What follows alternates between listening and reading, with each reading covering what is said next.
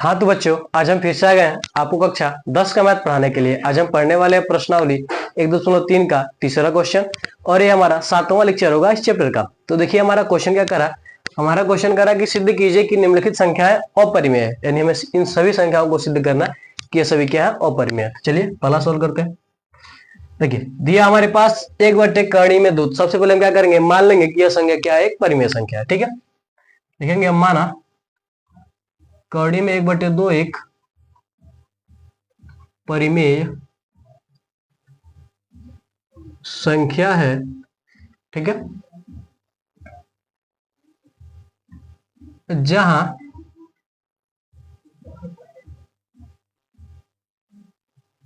जिसे माना है कि एक परिमेय संख्या है। ठीक है, इसको हम क्या करेंगे, मान लेंगे कि क्या है, एक परिमेय संख्या है। ठीक है, जिसे हम p/q के रूप में लिख सकते हैं। ठीक है, जिसे हम p/q के रूप में लिख सकते हैं, और p व q पूर्णांक है तथा p व q में एक के अतिरिक्त अन्य कोई उभयनिष्ठ गुणनखंड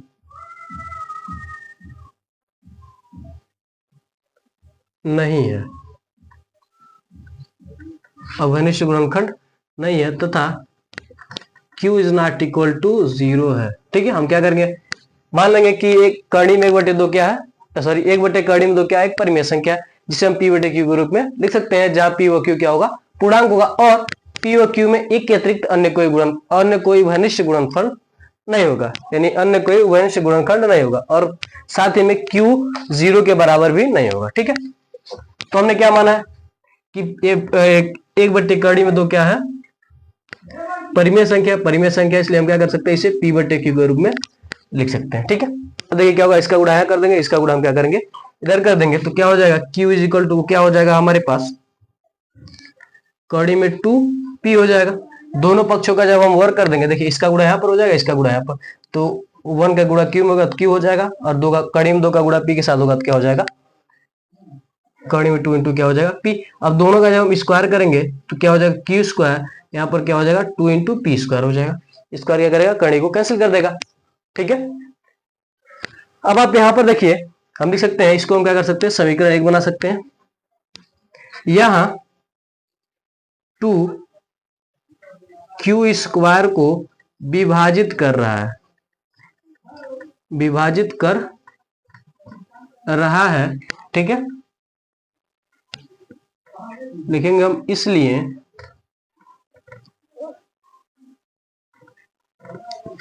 इसलिए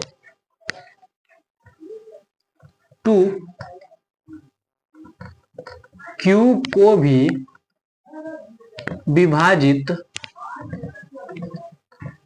करेगा। इसको मान लेंगे समीकरण 2। ठीक है, क्या करा, 2 क्या करेगा, q को विभाजित करेगा।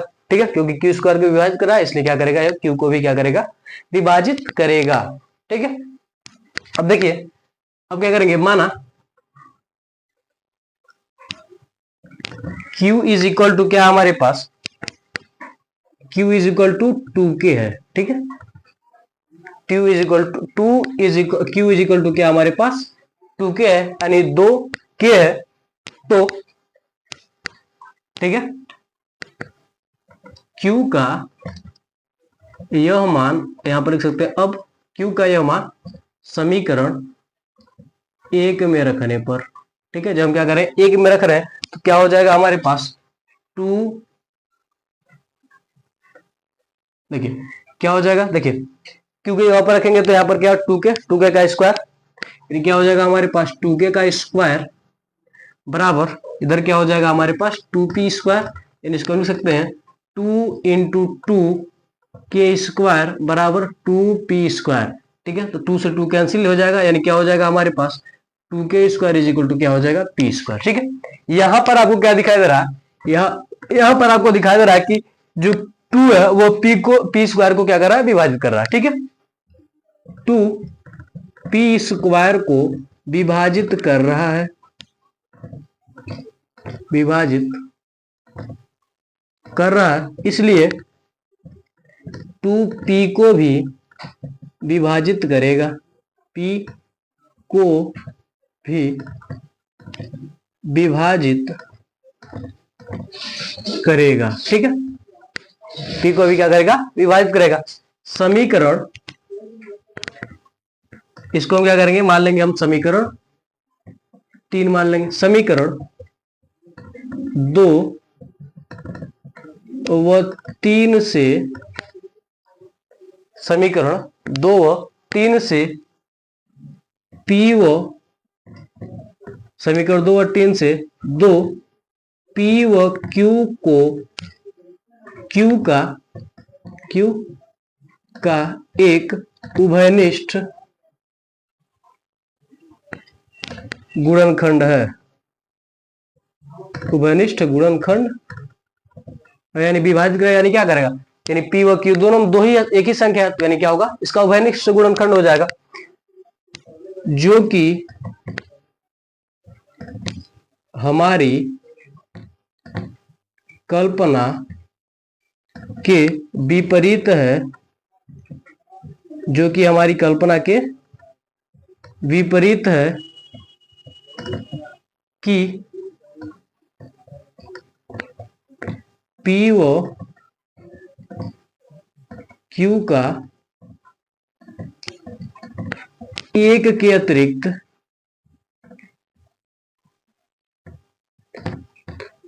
अन्य कोई उभयनिष्ठ गुणनखंड नहीं है। ठीक है, क्या कर रहा है, ये हमारी कल्पना के विपरीत है, जो हमने माना था कि p व q क्या है, पूर्णांक है, पूर्णांक तो है, लेकिन अब और हमने क्या, जब पूर्णांक जिसे हम p बटे q के रूप में लिख सकते हैं, तो इसका क्या होगा, p व q के अलावा कोई अन्य उभयनिष्ठ गुणनखंड 1 के अलावा इसका नहीं होना चाहिए, लेकिन यहाँ पर क्या मिला कि 2 भी क्या है, p व q का क्या है, एक उभयनिष्ठ गुणनखंड है, जो कि हमने माना था इसे क्या है, विपरीत है। तो हम क्या कहेंगे, यह विरोधाभास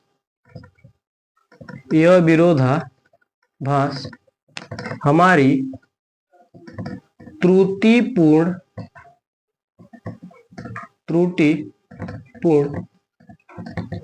कल्पना के कारण उत्पन्न हुआ है, अतः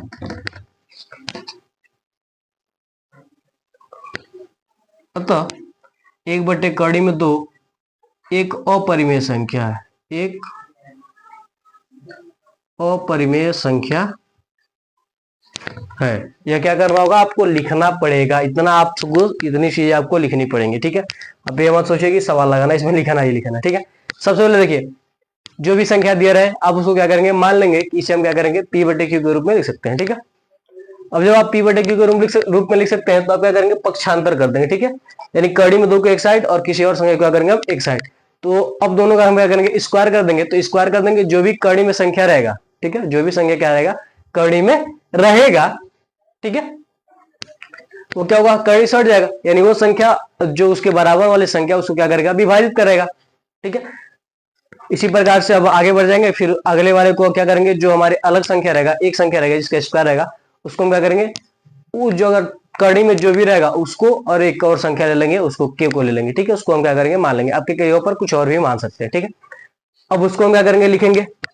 ठीक है, अब उसको यहाँ पर रखेंगे, फिर देखेंगे कि तो क्या कर रहा है, एक और संख्या को क्या कर रहा है, विभाजित कर रहा है, इन्हीं दो संख्याओं को ले लेंगे, वहीं पर समाप्त कर देंगे। फिर आगे लिखेंगे कि समीकरण 2 और 3 से यह संख्या क्या कर रहा है, p व q को विभाजित कर रहा है, जो कि हमारी कल्पना के विपरीत था कि p व q में एक के अतिरिक्त अन्य कोई उभयनिष्ठ गुणनखंड नहीं होगा। अतः यह संख्या क्या है, अतः यह हमारी त्रुटि अतः यह विरोधाभास हमारी त्रुटिपूर्ण कल्पना के कारण हुई है कि यह संख्या परिमेय संख्या, अतः यह संख्या अपरिमेय संख्या है। ठीक है, तो इतना आपको क्या करना होगा, लिखना पड़ेगा। तो आप इसका स्क्रीनशॉट ले लीजिए, फिर हम इसे मिटाते हैं।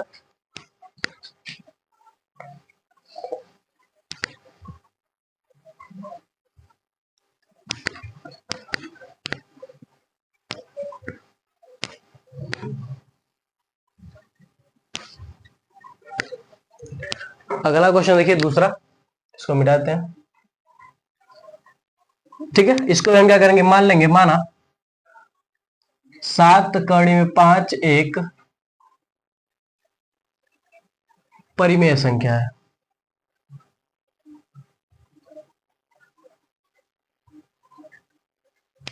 एक परिमेय संख्या है। ठीक है, जब यह परिमेय संख्या है इसलिए हम क्या कर सकते हैं, इसलिए चिन्ह, ठीक है, इसलिए हम लिख देंगे P अपान Q इज इक्वल टू 7 कड़ी में 5। ठीक है, अब देखिए 7 को हम क्या करेंगे, इधर भेज देंगे, 7 को हम क्या करेंगे, इधर भेज देंगे, तो कड़ी में 5 इज इक्वल टू क्या हो जाएगा, P बटे 7Q हो जाएगा। ठीक है, P बटे क्या हो जाएगा, 7Q हो जाएगा। ठीक है, अब आप देखिए यहां हम लिखेंगे, अब यहां P व Q पूर्णांक है, इसलिए P बटे 7Q एक परिमेय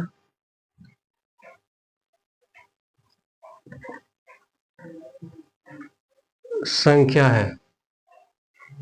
ठीक है, इसलिए क्या है, यह एक क्या है, परिमेय संख्या है। आप इसके बाद और लिख सकते हैं कि परिमेय संख्या है जहां P व Q पूर्णांक है, यह होना चाहिए, और P व Q में एक के अलावा अन्य कोई अतिरिक्त वैनिष्ठ गुणनखंड नहीं है। आप ये भी क्या कर सकते हैं, इसके बाद लिख सकते हैं। ठीक है, फिर आप इस पर आ जाएंगे, यहाँ पर आप देखेंगे कि क्या करा, यहाँ पर आप देखेंगे कि P व Q क्या पूर्णांक, हम जानते हैं कि यहाँ पर क्या है, P व Q पूर्णांक है।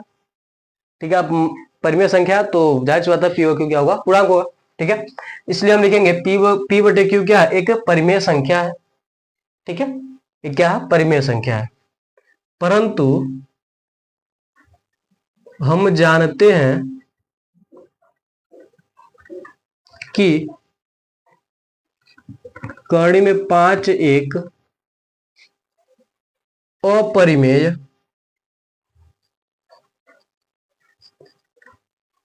संख्या है। ठीक है, परंतु हम जानते हैं कि कड़ी में 5 क्या है, एक अपरिमेय संख्या है, और इसके बराबर कोई परिमेय संख्या तो हो ही नहीं सकता है। ठीक है, अपरिमेय संख्या है, लिखेंगे हम, यह विरोधाभास हमारी त्रुटिपूर्ण कल्पना के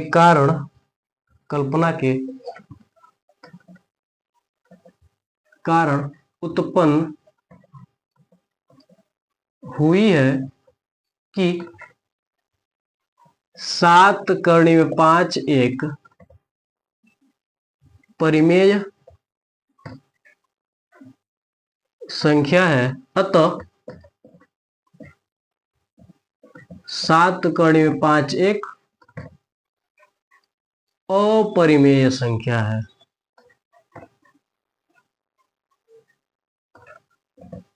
ठीक है, ऐसे क्वेश्चन को हम इस प्रकार सोल्व करेंगे। ठीक है, इन्हीं दो प्रकार से क्या होता है, सोल्व किया जाता है। ठीक है, जब आपको ऐसा रहेगा तो आपको इस प्रकार से सोल्व करना पड़ेगा। ठीक है, तो आप इसका स्क्रीनशॉट ले लीजिए। ऐसा का मतलब क्या, अगर आपको दिया है कड़ी में 3 2 कड़ी में 5 1 बटे कड़ी में 3 1 बटे कड़ी में, इस प्रकार से जो पहला क्वेश्चन था उस प्रकार सोल्व होगा, और बाकी अगर इस प्रकार से या फिर इस प्रकार से, तो इस प्रकार से इस क्वेश्चन को सोल्व किया जाता है। ठीक है, तो आप इसका स्क्रीनशॉट ले लीजिए, फिर हम आगे बढ़ते हैं अगले क्वेश्चन की ओर अपने।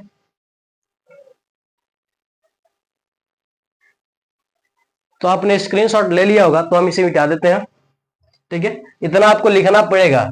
ठीक है, हम बार बार इसलिए कर रहे हैं क्योंकि कई बच्चे ऐसे होते हैं कि हमें छोटा बताइए, इतना हम न लिखे, तो भाई इतना लिखना पड़ेगा, तो हम कुछ नहीं कर सकते हैं। आपको अगर आप इतना नहीं लिखते हैं कि यह परिमेय संख्या है, त्रुटिपूर्ण कल्पना के कारण उत्पन्न हुई है, तो एग्जामिनर उतना नंबर न दे। ठीक है, अब देखिए 6 प्लस करनी में 2, तो इसको हम क्या करेंगे, मान लेंगे, माना 6 प्लस करनी में 2 एक परिमेय संख्या है,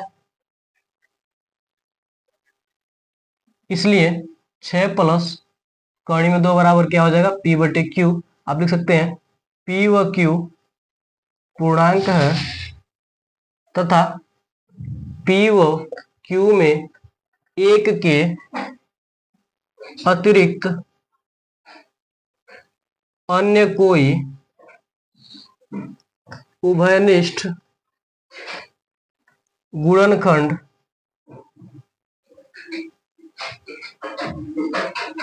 नहीं है, उभयनिष्ठ गुणनखंड नहीं है तथा Q is not equal to 0 है। ठीक है, इतना आप क्या कर सकते हैं, लिख सकते हैं। आगे आप अगर आप और लिखना चाहें तो लिख सकते हैं कि जिसे हम क्या कर सकते हैं, P बटे Q के रूप में लिख सकते हैं। ठीक है, तो इसी को हम आगे बढ़ेंगे। तो यहां से क्या हो जाएगा, कड़ी में 2 इज इक्वल टू, देखिए P बटे Q, ये क्या होगा, ये प्लस का 6 है, ये इधर आ जाएगा तो क्या हो जाएगा, माइनस का क्या हो जाएगा, 6 हो जाएगा। ठीक है, ये हमारे पास हो जाएगा। अब देखिए यहां पर लिखेंगे, यहां P व Q पूर्णांक है, इसलिए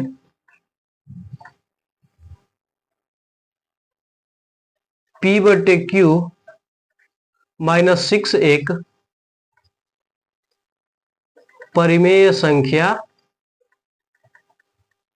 होगा। ठीक है, क्या होगा, परिमेय संख्या होगा लिखिए, या फिर सीधे लिखिए परिमेय संख्या है। ठीक है, परंतु लिखेंगे हम आगे, परंतु हम जानते हैं कि कड़ी में 2 एक अपरिमेय संख्या, एक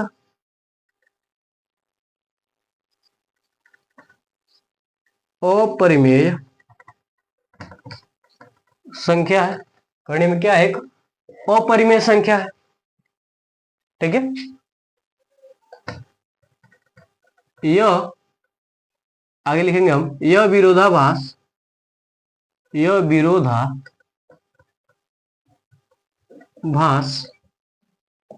हमारी त्रुटिपूर्ण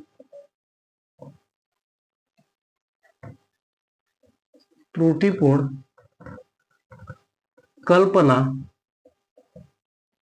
के कारण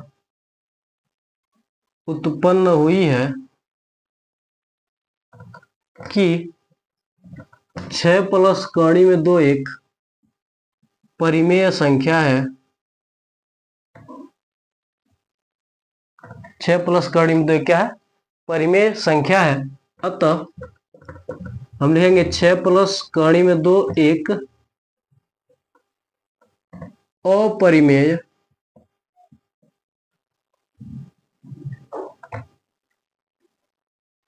संख्या है।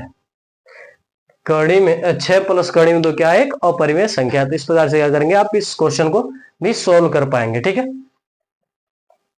तो आप इसका स्क्रीनशॉट ले लीजिए, आप इस क्वेश्चन का स्क्रीनशॉट ले लीजिए।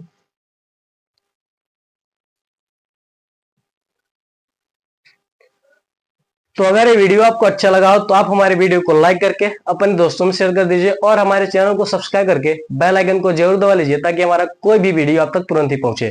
तो मिलता है अगली वीडियो में। जय हिंद, जय भारत।